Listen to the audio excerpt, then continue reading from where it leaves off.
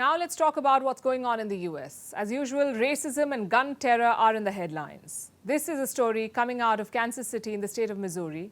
The latest sordid tale features a boy, a 16-year-old black boy. His name is Ralph Yarl, and he was shot in the head. Do you know what his crime was?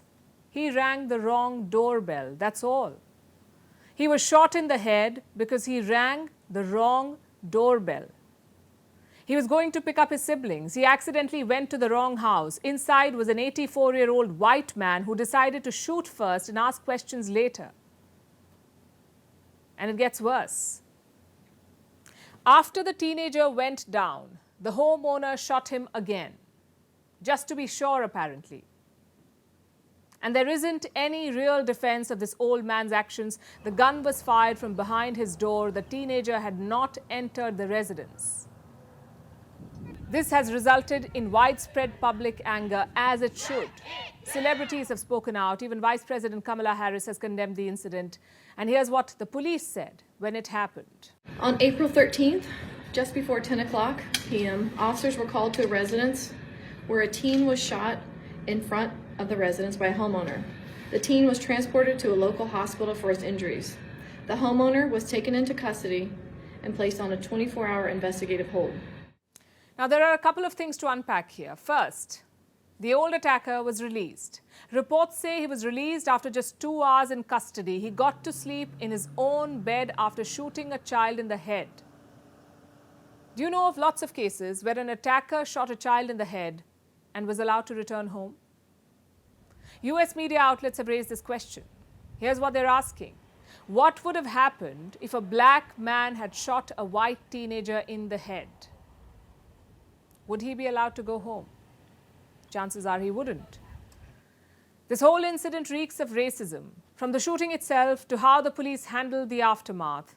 The other thing that this incident took place last Thursday, and only yesterday, after a gap of 4 days, did the authorities press charges.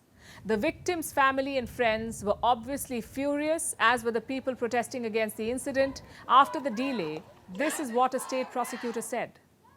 The defendant, Andrew D. Lester, is charged with the Class A felony of assault in the first degree in that on or about April 13th, 2023, in Clay County, Missouri, he knowingly caused physical injury to P.Y.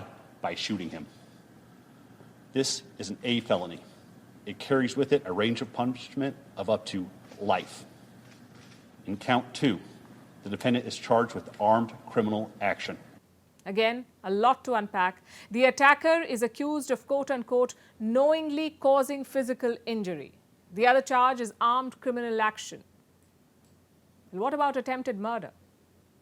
He is not charged with attempted murder, and the prosecutor defended this. He says the charges levied carried the highest possible prison time for the shooter. Was there a racial component to this case, however? As the prosecutor of Clay County, I can tell you there was a racial component to the case. So the prosecutor agrees that race definitely played a part here. The attacker's statement to the police also speaks of an irrational fear. He said, and I'm quoting, he was scared to death by the size of the boy, and that at the age of 84, he would not have been able to defend himself. So essentially what he's saying is this: he shot the boy in the head because the boy looked large. Is that even a defense? Unfortunately it is, and it may work. That's because of something called stand your ground laws. These laws grant people the permission to use deadly force if they feel seriously in danger. That's all they have to do, feel that they're in danger, and they can justify shooting. This is a bizarre loophole. Shooters use it all the time. They claim defense, they claim self-defense, even in absurd cases like this one. And do you know how many American states have such laws? 38. 38 American states allow people to shoot at other people because they feel they're in danger. And Missouri is part of that list.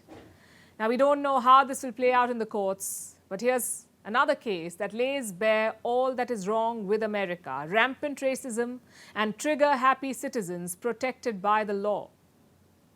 On the upside, the child has survived, he's recovering, he's been discharged from hospital and is receiving care at home. And we do hope that he fully recovers and gets justice.